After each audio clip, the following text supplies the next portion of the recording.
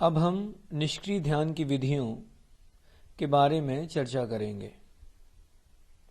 निष्क्रिय ध्यान का मतलब है कि ध्यान के समय शरीर स्थिर होता है, इसमें क्रिया नहीं होती, ये विश्राम में होता है। तो इसके लिए हम बुद्ध की विपश्यना विधि के बारे में बात करें।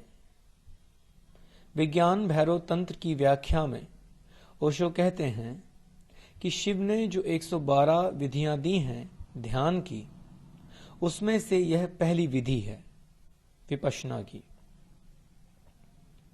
आगे चलकर बुद्ध ने इसका उपयोग किया। इस विधि में हमें सांसों को देखना होता है, तो विपश्यना सांसों को देखने की विधि है। सांस जब अंदर आ रही होती है धीरे धीरे, तो इसको देखिए, अंदर आकर वो एक बिंदु पर रुकती है क्योंकि उसे बाहर की यात्रा शुरू करनी होती है। तो सांस एक क्षण के लिए रुकती है और फिर बाहर की ओर यात्रा शुरू करती है। फिर धीरे धीरे धीरे बाहर निकलती है और फिर एक क्षण के लिए रुकती है क्योंकि उसे अपनी यात्रा वापस आरंभ करनी है।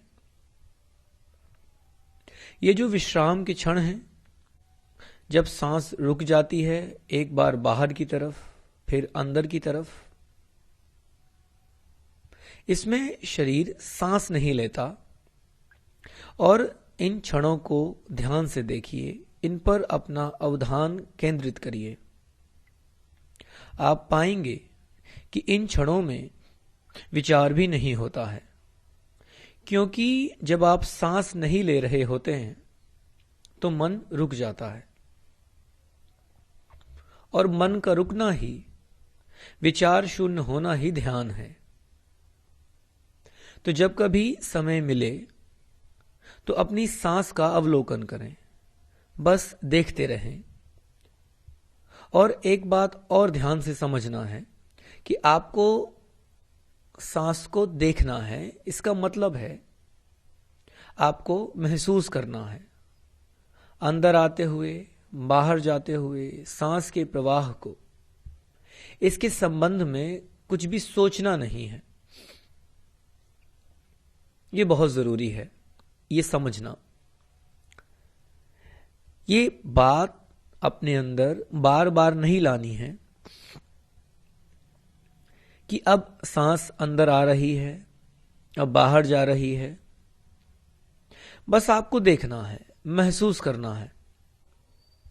सबसे जरूरी बात यह है कि अंतराल के क्षण जहां मन रुक जाता है, उन्हें स्वयं आने दीजिए, सहज रूप से। उन तक पहुंचने की जल्दी ना करें, ना उन्हें बलपूर्वक पैदा करें। जबरदस्ती करके उन क्षणों को लंबा ना खींचें। आमतौर पर ध्यानी यही सोचते रहते हैं कि अब वो क्षण आने वाला है, आ रहा है, और इसी जल्दीबाजी में हम सब चूक जाते हैं। क्योंकि यदि हम पूरे समय यही सोचते रहें कि वो क्षण कब आएगा, तो वो आके चला भी जाएगा और हमें पता भी नहीं चलेगा। तो जब वो क्षण आए, उस क्षण में रुकें। जब फिर सांस शुरू हो तो सांस के साथ फिर यात्रा करें, गति में रहें, यात्रा करें। यात्रा करते करते फिर वो क्षण आए, फिर रुक जाएं। इस साधारण सी विधि को विपश्यना कहा जाता है। यह बहुत ही प्राचीन विधि है और यह रूपांतरण का महामंत्र है। यह सबसे ज्यादा प्रभावी विधियों में से एक है, सरलतम भी है, क्योंकि सांस एक ऐसी चीज है जो हम हर वक्त लेते हैं और छोड़ते हैं। सोते वक्त भी सांस का प्रवाह अनवरत चालू रहता है, यानी हम सोते वक्त भी विपश्यना कर सकते हैं।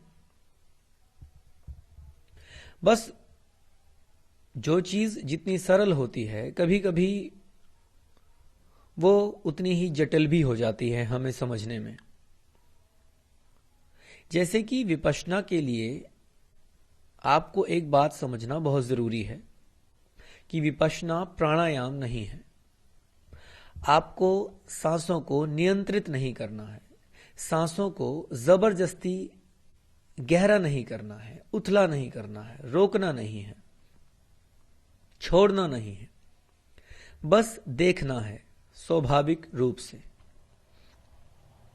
देखना है कि सांस आ रही है, रुक रही है, फिर चल रही है, फिर रुक रही है। सांस का बहना है, थमना है, फिर बहना है, फिर थमना है। धीरे धीरे धीरे सांस के साक्षी बनना है, उसके नियंत्रक नहीं बनना है। अनुलोम विलोम नहीं करना है, ना सांस गहरी लेनी है। जैसी सांस चल रही है बस उसे देखते रहना है। और यह करते समय हमेशा ध्यान रखें कि मन बड़ा चालाक है।